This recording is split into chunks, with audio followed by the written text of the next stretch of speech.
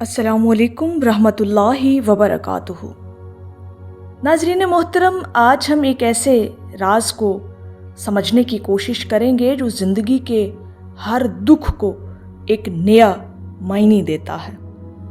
गम हम सब की ज़िंदगी का हिस्सा है, लेकिन सरकार वासिफ अली वासिफ फरमाते हैं गम दरअसल खुदा की याद है।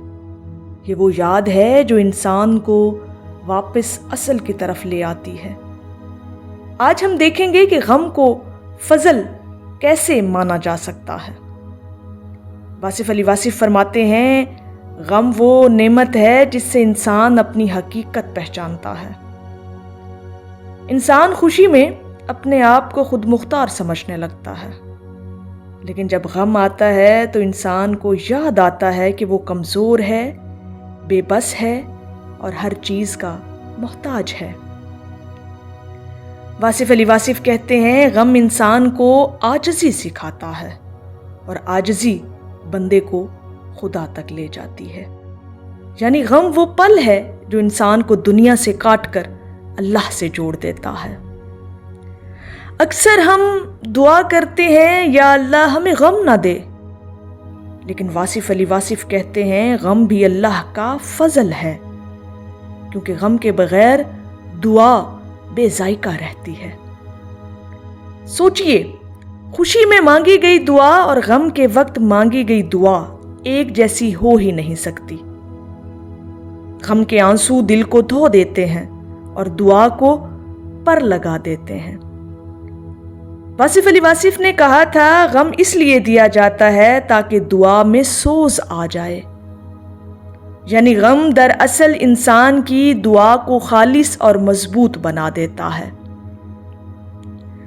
गम सिर्फ अल्लाह के करीब नहीं करता, बल्कि इंसान को इंसान के भी करीब ले आता है। वासिफ अली वासिफ फरमाते हैं जिसने गम नहीं झीला वो किसी के आंसू नहीं पूंछ सकता। ये गम ही है जो इंसान को दूसरों का दुख समझने के काबिल बनाता है। गम इंसान को नरम कर देता है, गम दूसरों का सहारा बनाता है। यूं लगता है कि गम हमें खुद तोड़ता है, लेकिन दूसरों को सहारा देने वाला बना देता है। यही तो इसका असल तोहफा है।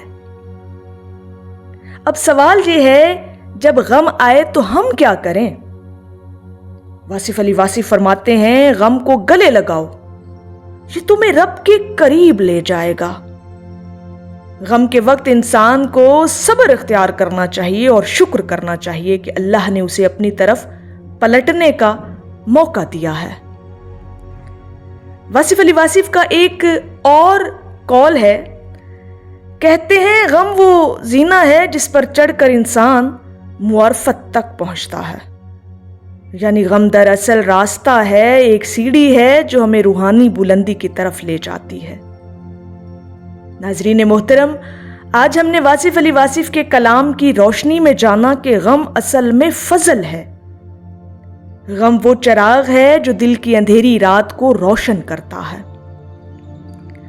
गम वो सदाकत है जो इंसान को रब के करीब करती है।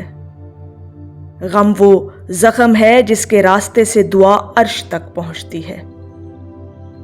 वासिफ अली वासिफ ने कहा था गम वो रिश्ता है जो बंदे को अपने रब से जोड़ता है।